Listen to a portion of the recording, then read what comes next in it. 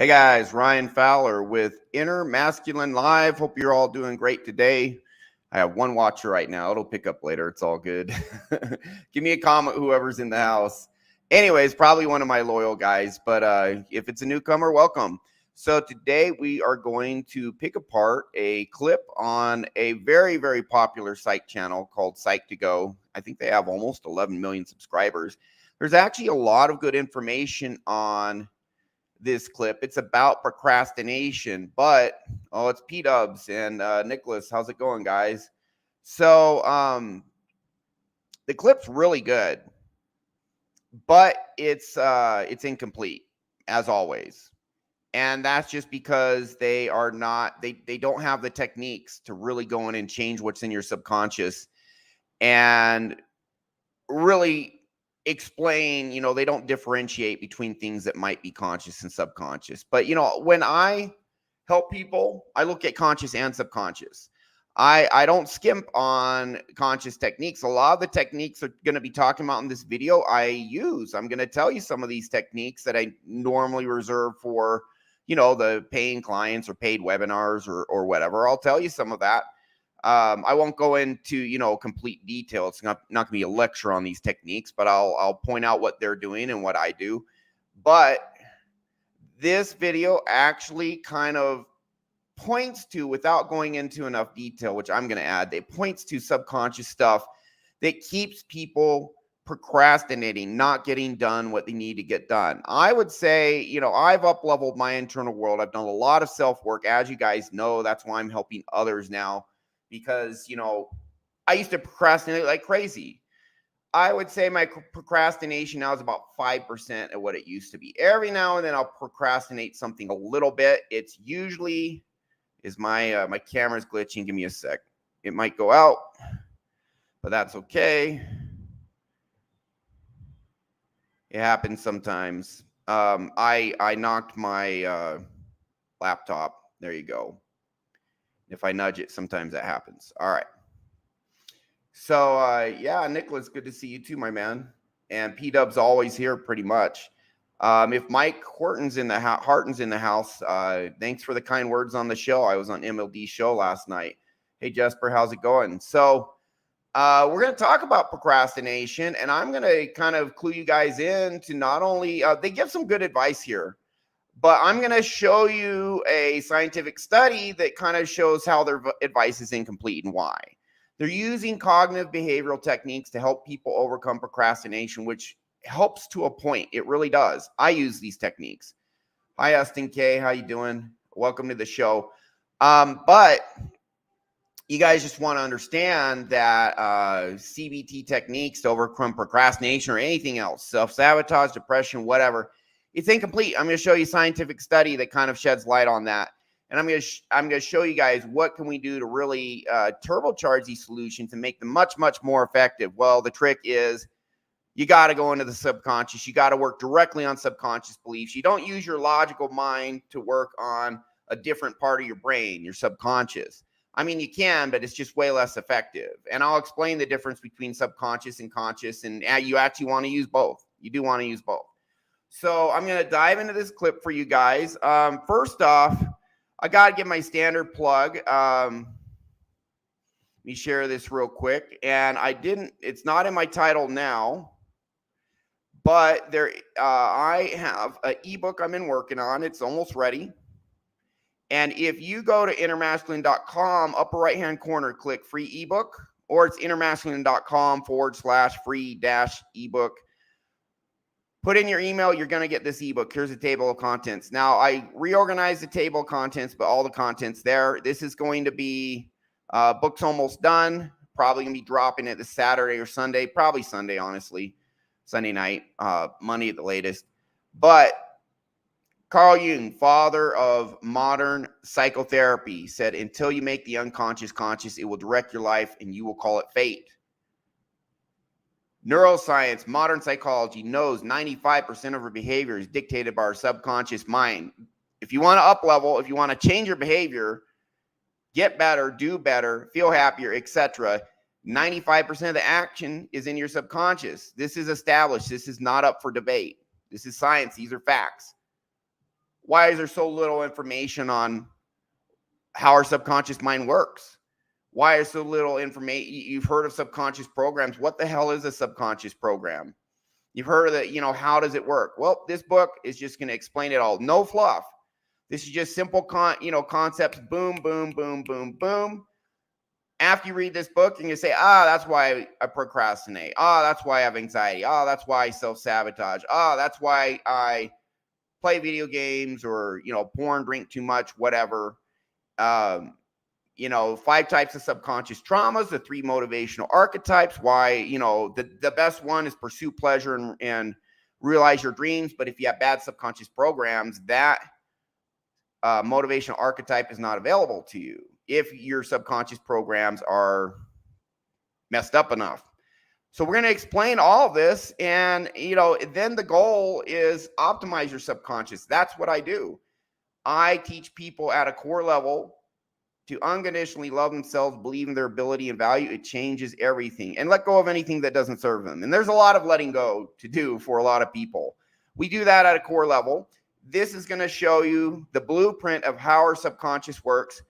Go to innermasculine.com, click upper right, free ebook, put in your email. You're going to get it when it drops in less than a week. Okay, so enough of that. Let's dive into this video. Very useful video, but incomplete. It talks about how 95% of people procrastinate. Absolutely. I would say I procrastinate a very tiny bit for a very small amount on some things. But man, it used to be so much worse.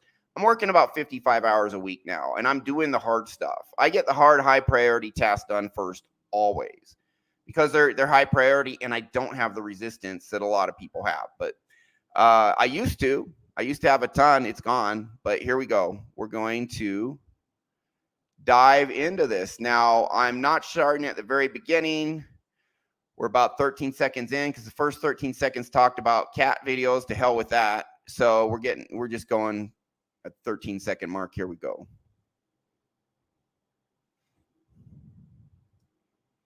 Come on. Survey published in the journal Computers and Human Behavior found that procrastination was a leading cause of this trend. Wait, really? You may not necessarily be watching videos of cute cats the night before your exam, but if you're a master procrastinator, you probably have your techniques. If that's the case, don't fret. According to researcher Pierce Steele, 95... I'll give you one concept now while you're watching this video. Keep this concept in mind.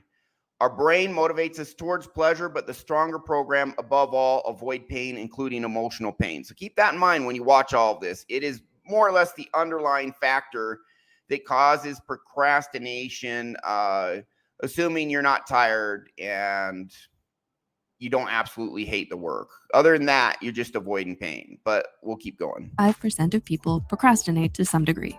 It's comforting to hear you're not alone, but you're probably wondering, what can I do about it? In this video are some tips on how you can understand and overcome your procrastination. We'll also mention some practical anti-procrastination techniques you'll definitely want to hear, so make sure you stick around to the end. Here are some tips on how to stop procrastinating. Number 1, the reason. Not every procrastination is the same. Finding the reason why you procrastinate helps you better understand and build better productive. You have no motivation, we will go into that. There's a fix. There's a couple fixes for that. Habits.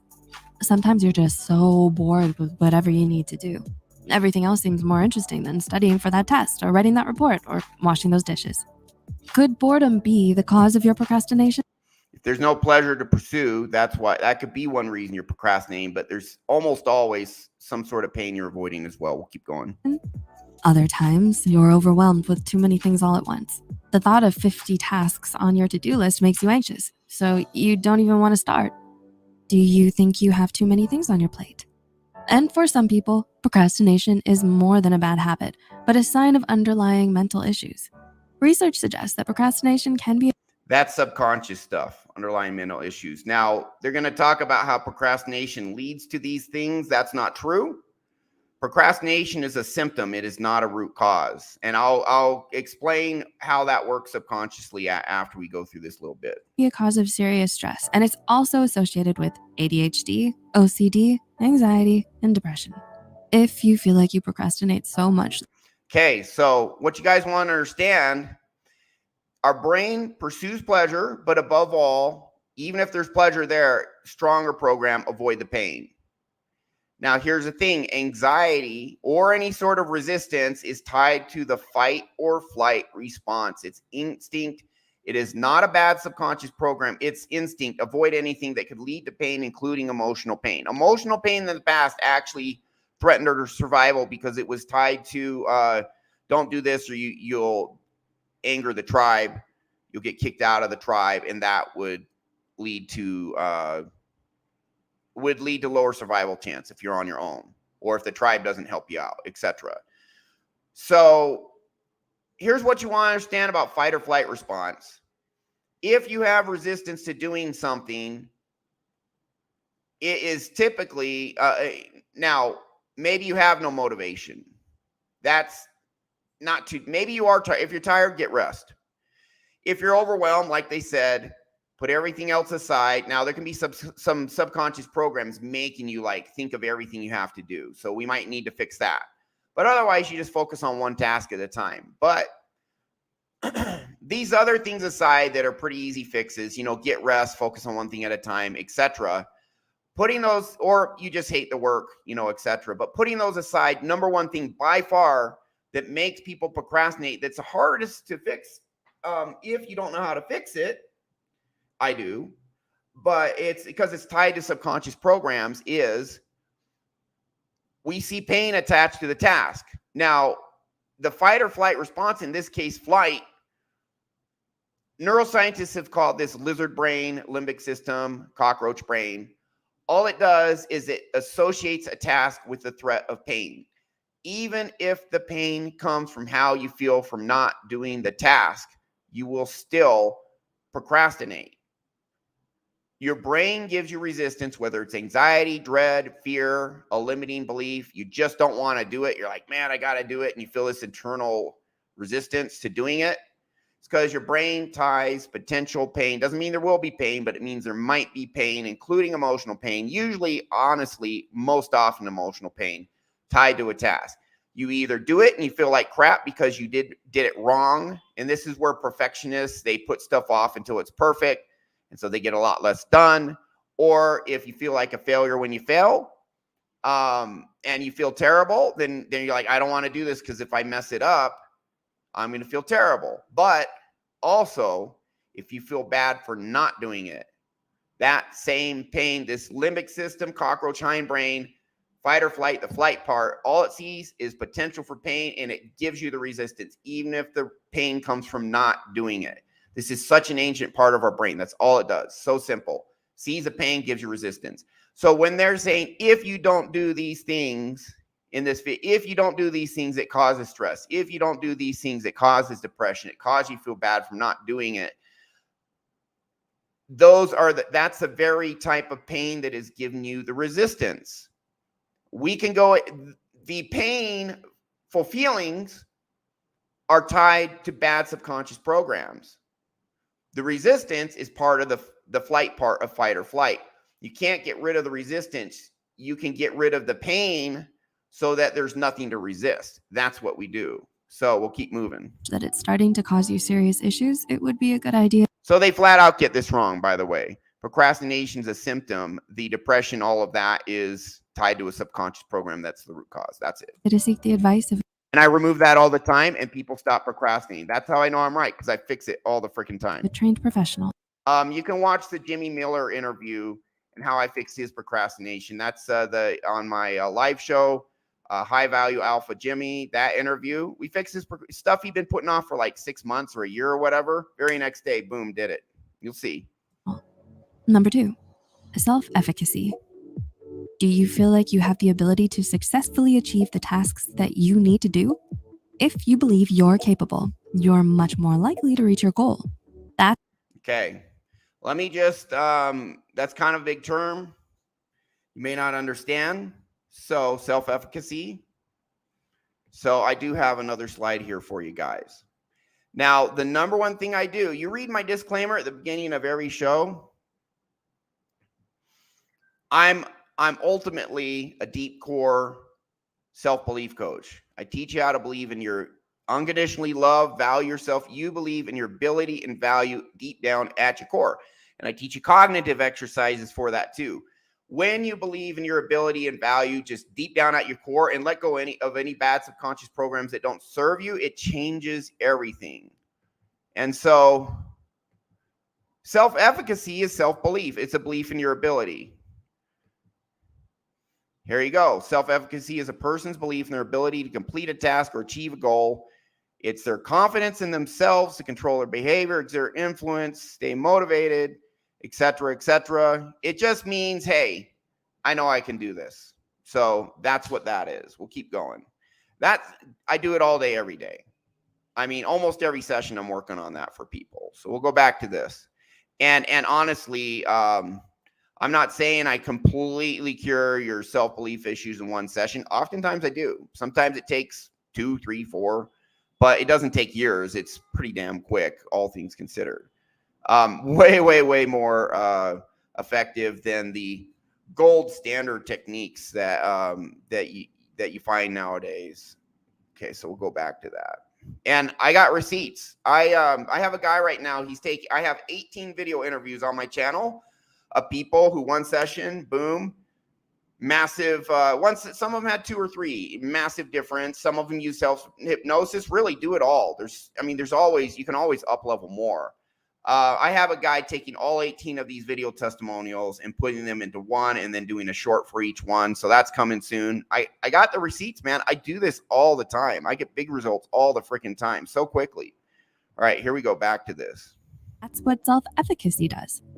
Self-efficacy is your belief in your ability to perform the actions needed to achieve your goals. It's an important step in your fight against procrastination as it plays a role in motivating you. Are you wondering about any techniques to help increase self-efficacy? Okay, if you don't believe you can do it, why even try? I won't succeed, why even try? So that is a reason it's like it's wasted effort.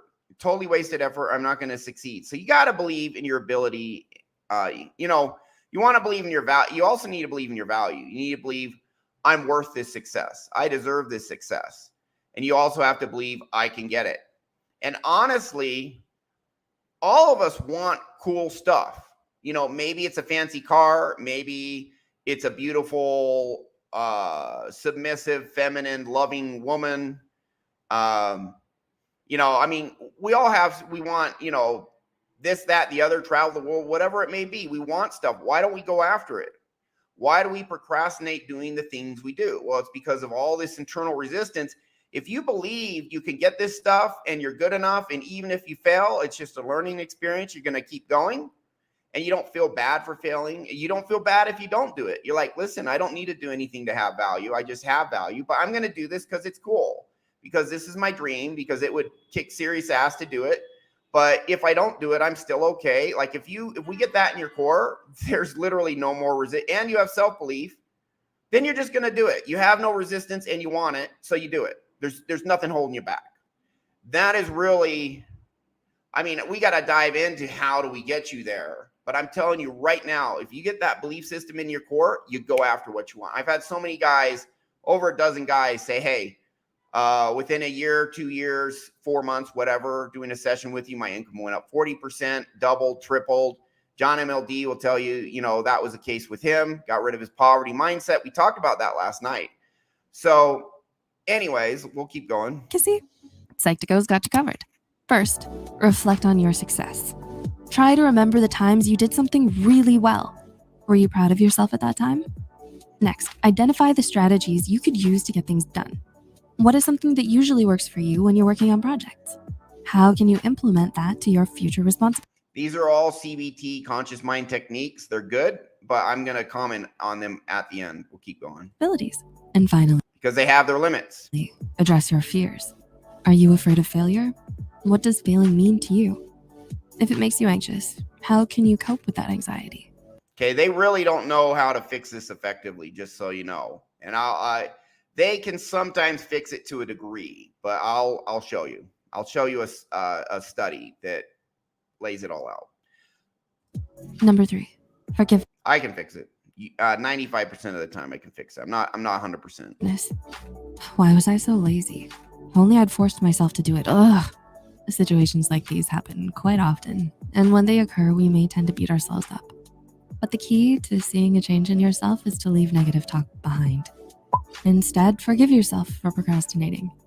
It may sound a bit cheesy, but it's actually backed by science. A study published in the journal Personality and Individual Differences showed that students who reported high levels of self-forgiveness for procrastinating felt better about themselves, which made them reduce procrastination next time they had an exam, and ultimately do better on the tests as well. Okay, so this is a very good insight here. And I want you guys to understand, I told you earlier, our brain motivates us towards pleasure. Above all, strongest, avoid pain. I tell guys all the time, forgive yourself. I give them specific self-forgiveness techniques. I tell them, I do something called life gamification. You give yourself points for tasks. So your brain is focused on pleasure. You do want to do these techniques. What the conscious mind cognitive techniques do, and the difference between that and your subconscious mind, is our subconscious mind is the source, the seat of our emotions. Our emotions come from our subconscious based on how it interprets the world, and it interprets the world based on beliefs we formed during childhood. Those are subconscious programs. A subconscious program is this childhood belief about something tied to a feeling. As an adult, you go through the world. If there's something in the outside world that's a match for the belief that formed in your childhood, spikes a feeling. If these are painful feelings, anytime your brain thinks that painful feeling could be spiked, it's going to give you resistance, whether it's anxiety, procrastination, perfectionism, all that, limiting beliefs, all that. So that's the source of our emotions. Now, what the cognitive techniques do not change your subconscious. They may very, very, very slowly over a long time, but overall they're pretty ineffective. I'll show you a study that tells you what I mean. Brent Caldwell, welcome to the show, my man. So here's what cognitive techniques are. When these emotions come to the surface and you feel them, or you have anxiety, which is flight, part of fight or flight, or dread or whatever, cognitive techniques can partially modify how you feel, temporarily and partially. They're not fixing the beliefs in you for the most part. If they do, it's very slow over a long period of time. So if you feel bad about something and you forgive yourself, you say, hey, it's not so bad. We're all human. We all make mistakes. I'll get it better the next time. Whatever you say, you can temporarily make yourself feel somewhat better. Usually not completely, but it helps. If you keep doing this, then your brain starts to say there's not as much pain tied to this task as there used to be, which means less resistance. The lower the pain, potential pain is tied to a task, if you don't do it or if you mess it up, the less resistance you have. So these cognitive techniques, if you do them for a while, can help. And I tell my clients to do this stuff. This is great. You want to maximize your self-belief. That's why they're saying, look at all the things you did before where you did it right. And that's going to convince your brain, you know what? I'm not going to fail. I can do this. And that's going to mitigate pain. Now, it's less likely there's going to be pain now. Okay, less resistance. When you have pain, if you beat yourself up, you criticize yourself. This is why a while back, I did a podcast talking about these red pill coaches, these tough guys that shit all over their clients if they struggle and, aren't super chads like them, they're overweight or whatever. They just shit all over them. And it's like, you are literally making it much harder for that guy to succeed. So understand this concept. The more pain, if you put yourself down when you fail, you're causing yourself more pain, and your brain is going to resist. The next time, your brain is going to resist accomplishing that task much more. You're actually going to increase your procrastination when you put yourself down. So this is a very valid insight that they have here. Mitigate the pain, forgive yourself, accentuate the pleasure. Tell yourself, good job, great job. I do something called life gamification. I'm not going to give you like the whole in-depth speech on how to do it, but I'll give you some now. Give yourself points for tasks. They talk about this later, doing a to-do list and whatnot. If you accentuate, hey, I did this, I accomplished this, it matters, a good job, and it's going to accentuate the pleasure you feel from accomplishment. Even better, give yourself a sense of accomplishment for while you're doing the task. The more pleasure you have, the more you're motivated to do something. The more self-belief you have, the more you're motivated to do something. The more you mitigate the pain, the less resistance you're going to feel.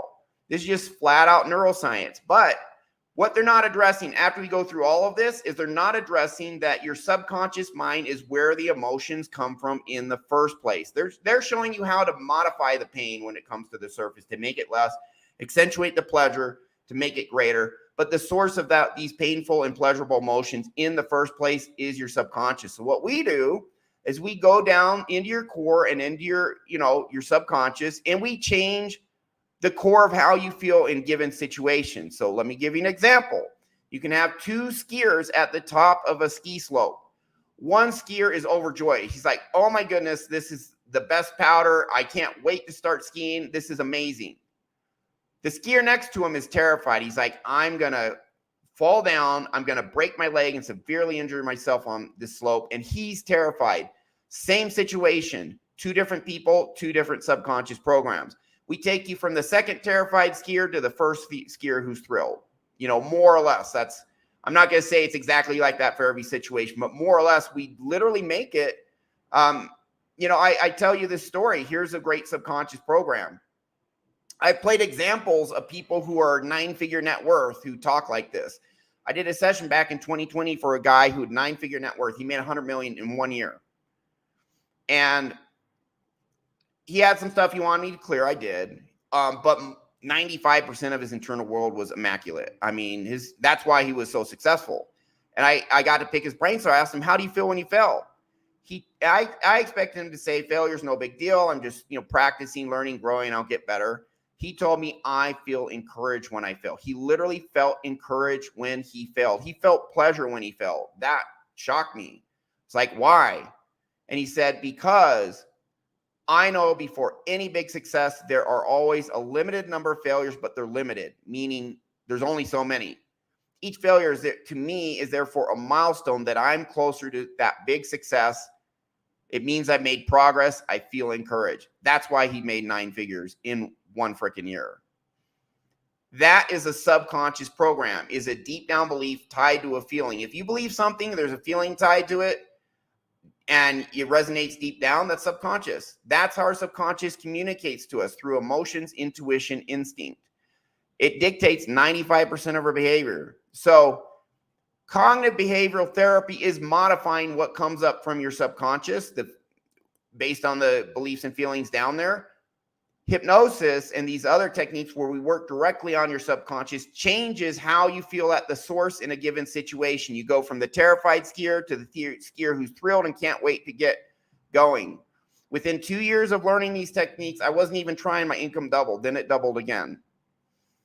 I wasn't trying, but listen, when you upgrade your core, when you upgrade yourself, your belief in your ability and your value, you realize, hey, I have value no matter what. If I fail, I'm just practicing, learning, and growing. It's all good. One thing I put in people is those who succeed the most first fail the most because they try the most and they try the hardest things. Those who never fail are not on the path of greatness. They're on the path of safety. They're on the path of mediocrity. Failure is a sign you're trying these challenging things. It confirms you are indeed on the path of greatness. That's a good thing. So you put this deep down, you're literally going to be more encouraged to do work and procrastinate a ton less. These cognitive techniques are teaching as well. Do it. Definitely do it. Good stuff. You want to do it. But let's go ahead and change the source where the emotions are coming from in the first place. And then modify them on top of that to give you even more pleasure. We can make it so there's no pain to mitigate. There's no pain to mitigate through self-forgiveness because you don't even see your mistake as a bad thing. You see it as learning, practicing, growing, and it's all good. So a couple comments here. Nicholas, Danielle. Let me put this up. So it'd be a good tip to tell ourselves after we do a task that we use to procrastinate, I did a good job right there. It was easy. Well, maybe it was easy. Maybe it wasn't. We do something called evidence-based identity evidence-based identity statements, because our behavior is tied to our identity. Type that in on Google. James Clear, who wrote Atomic Habits, it's a book that sold 10 million. Type in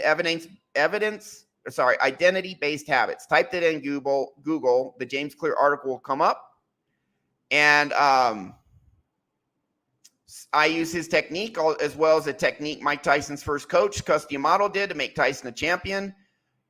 When you accomplish something, anything, you make your bed, whatever, you say, congratulations, I did this. That means I am. And then a positive base identity statement about yourself.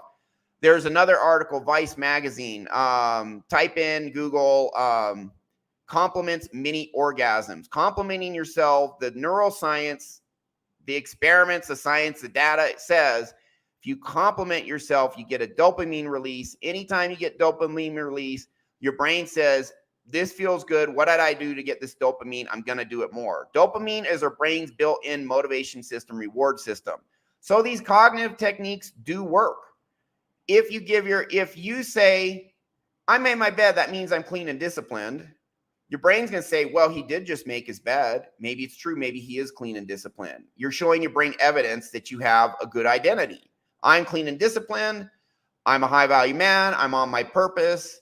I'm fit and healthy. If you go to the gym and eat well, you point out all these things, and over time, your brain will start, believing more about yourself. Now, with that said, this stuff kind of, as far as the internal subconscious upgrade, it happens very slowly over time.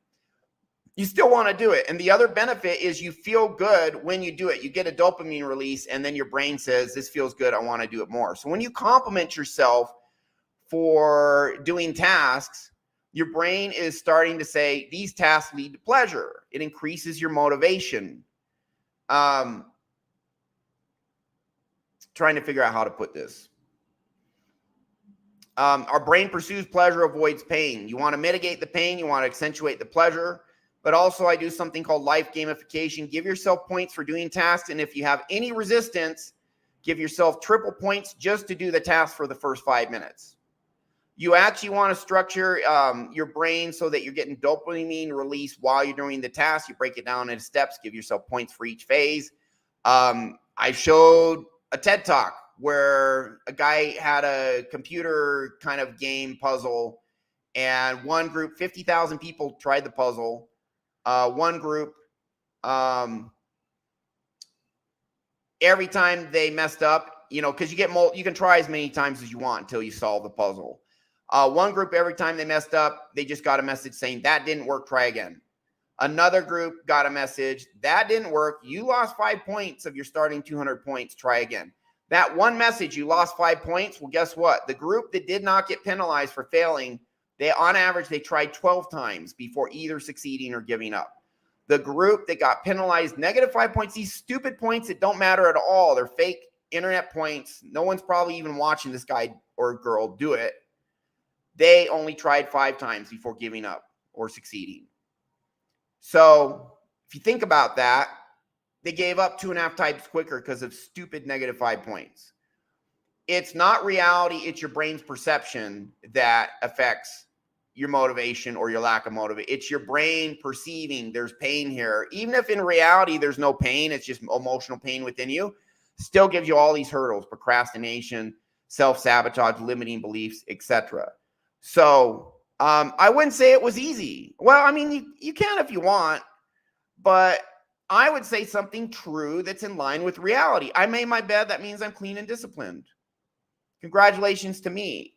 If it's a really hard task, your subconscious may say, no, actually, that was pretty hard. So do something that your subconscious is actually going to believe.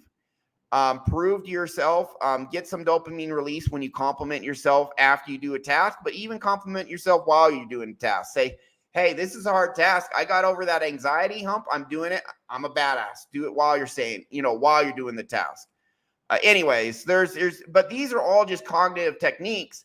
They have their limits. Are they helpful? Yes. Do I teach my clients how to do them? Yes. They have their limits.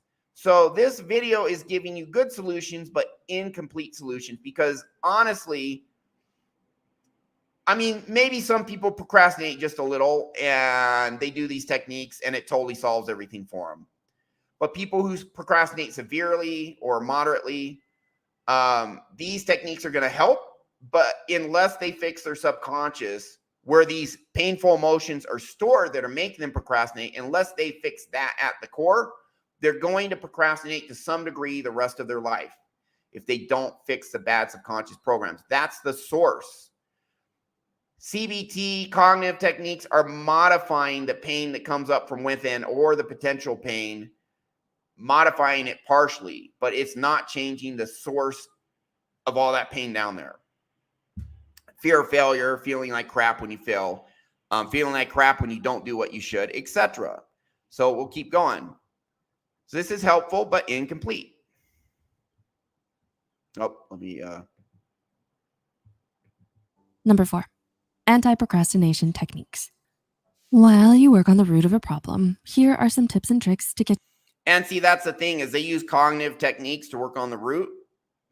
It takes a long time, and it's usually doesn't completely fix the problem. What we do, much quicker, much more likely to completely fix the problem, way, way, way, way quicker, like magnitudes quicker, not 20% quicker, like 20 times quicker.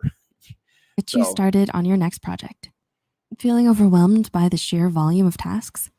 Break your work into smaller steps. This way, instead of one huge project, you'll have a few smaller ones. As a result, you'll feel less overwhelmed and it'll feel easier to start. Keep a to-do list. This will prevent you from conveniently forgetting about those unpleasant or overwhelming tasks. Also, you'll be able to visually represent what you need to do. And that releases dopamine right there. You did it. You get a sense of accomplishment and achievement. Dopamine release. Your brain says, I got dopamine. What do I need to do to keep getting it? It feels good. And it's going to link it with getting stuff done. So this is a good thing here. But I do even better. I give yourself points to accentuate. You didn't just do it, but there's a benefit to it. Your brain perceives it and gives you even more dopamine, makes you want to do it even more. What is already done? Are you an early bird or a night owl? Tackle the hardest tasks at your peak times. Identify the time of day when you want to write those points down and keep them on a ledger so it registers with your subconscious. That's how our subconscious is structured. Get it into the outside world, but we'll keep going. Most effective and do the most difficult tasks at these times. If you take a look at your smartphone's app store, you'll find a bunch of different apps designed to help with your time and task management. These apps help you stay organized and get reminders if you get a bit stuck. The golden rule is to take breaks. Nobody can stay productive hours on end. While you work on a project, remember to get up, stretch, and take a sip of water or eat a snack. Your body and mind will thank you, and you'll feel ready to continue and get the things done. Also, visualize your success. What are some benefits you'd gain if you start your project now? This helps your brain realize you're pursuing pleasure. This is all pursue pleasure or mitigate pain. That's what we're doing. Would it be? It cures this. Or what they do makes it easier. Do it at a subconscious level. It cures it. A good grade or a raise. Whatever it is, try to visualize it. Imagine yourself already achieving that goal and remind yourself that that's what you're doing it for. In the journey that is life, anyone can fall off the wagon. What matters is you put your mind to getting back on. Even if it gets hard, you need to consistently put in the willingness to follow the necessary steps and put in the effort to follow your plans. And the results will speak for themselves. We believe you can make it. What's something you procrastinate doing the most? Let us know in the comments. If you found this video helpful, remember to share with anyone who may benefit from it. Okay, so a lot of good stuff in this video. And I'm going to direct you guys to something to show you how to take it to the next level. I'm not going to play it on this show because it's actually another show of mine. So I'm just saying, if you want to really see things next level, how we reprogram the subconscious to help people overcome procrastinating, I'm going to put this link at the bottom, but I'm going to show it to you right now once I find it. Let's see here. Here, I'll go ahead and share this real quick with you guys. This is my live show section of Inner Masculine. This is a live show right now. And let's see, it's the Jimmy one.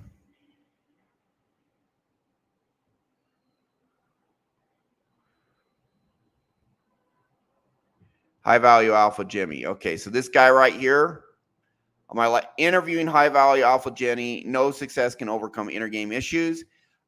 This is actually a big procrastination episode. He had a big issue with procrastination. We fixed it in one session permanently. So if you want to see a nuclear powered approach, again, subconscious, way more powerful than your conscious mind. Use all the techniques we just went over. They definitely help. I love those techniques. Combine it with what we did with Jimmy, and you go into just, it's nuclear powered, turbo powered. So watch this. I'll put the link in the description. And yeah, this guy is he's straight up wealthy now. He actually made a lot more money after this interview, which probably happened 2.5 years ago, something like that. So you'll see my techniques and how they work if you watch that interview on my live section. So any other comments? Let's see. Thanks for the answers. Identity-based habit. Telling yourself, you're very welcome, Nicholas. Yeah, every time. Hey, great job. It means I am. Say something true about yourself that it means. I went to the gym. That means I'm disciplined and I'm getting fitter every day. An identity statement about who you are. Because what we do is tied to our identity. Do we believe we deserve to be this high value person, this person who's kicking ass? Is that really who we are? If that's who we are, your subconscious is going to pull you in that direction to do all the things that are a match for that. Google Identity-Based Habits by James Clear. The guy who wrote Atomic Habits sold 10 million. It talks about this, talks about proving it to yourself. So use these cognitive techniques. Don't put yourself, the more you put yourself down, the more resistance you get to doing things, the more you procrastinate. The more you say, a cognitive technique, hey, I only got to do it for 5 minutes. The hardest part is the hump, getting over the hump. Hey, I only got to do it for 5 minutes and then I can stop. And if you're giving yourself points for tasks, say, I'm going to give myself triple points for this just to do it for 5 minutes, and then give yourself more points to continue doing it. But most important is if you have a fear of failure, if you don't believe you can do it, you don't believe in your ability and value, you're going to struggle the rest of your life until you fix that subconsciously. You get rid of that crap out of your inside, and this becomes so much more effortless. There's no anxiety to overcome and have to mitigate, or it's like way down. It's like 10% of what it was. And I'm telling you this from experience. Great. My camera's wigging out. And we're almost done with the show, but so I'll probably just go to my other camera here. But that's procrastination. That's what's behind it. They get everything right in the video, except they just don't know how to work directly on your subconscious. Work on it, and it makes all the difference in the world. So, yeah, Jesper, you're also terrified of screen. You procrastinate. Life gamification sounds very useful. Yeah, so innermasculine.com/free ebook. Go to my website, click on free ebook, upper right corner. I'm going to explain how your subconscious works. It's the most important thing that affects your behavior. Neuroscientists know this. They haven't developed, the mainstream has not developed a proper model for directly working on subconscious trauma. There are practitioners who are psychologists, neuroscientists. One guy's last name's Levine. Is it Adam? It's not Adam Levine. It's someone else Levine. Does some very good work with this. Hypnosis, when done right, EMDR, psychedelics, when done correctly. EMDR, most practitioners don't do EMDR optimally. But there are new stuff coming out where they're starting to get the picture. Oh, and I told you I was going to show you this one thing. I got to show you this one last thing. Here's the thing about cognitive behavioral techniques. Do they help? Yeah. Half the time. Here we go. Look at this. This is peer-reviewed stuff. National Library of Medicine. Abstract introduction. This is the truth about CBT. And everything they were telling you in that video is CBT. Despite a substantial number of studies providing evidence for the efficacy of psychological treatment for mild to moderate depression, maximally, at most, only 50% of the patients respond to the treatment, even when using the best mainstream treatment, CBT, interpersonal therapy. Everything they were telling you in that video is CBT. At most, it helps half of people. Now, that's for depression, but honestly, it's pretty much across the board because they're working on your cognitive brain where the biggest problem is in your subconscious. And then people come to me one session, it's like 20, 50 sessions of the other stuff with this. So that's why I quit my very high paying job where I was my own boss. That's why I'm doing this now, because I used it to fix myself and getting big results with others. So that's our show for today. I hope you have some insights into how to overcome procrastination. All these techniques are good techniques. Self-hypnosis, hypnosis, whatever, work on your core, and it's even massively more effective. Then you're just not struggling anymore. Even if you don't use the CB techniques, it's just way easier, period. So when I do hypnosis for people, I'm really just showing them what to do. You guys do the work on yourself. If any of you struggle with procrastination, most people do. There are solutions out there that are for 95% of people are going to fix the majority, if not majority, most all of your procrastination can be fixed for most people permanently without, it could be 1 session, 2 sessions, and it's way down or gone. Those solutions are out there. You don't need to struggle with this stuff. You do have more power than you know. That's my show. Thanks.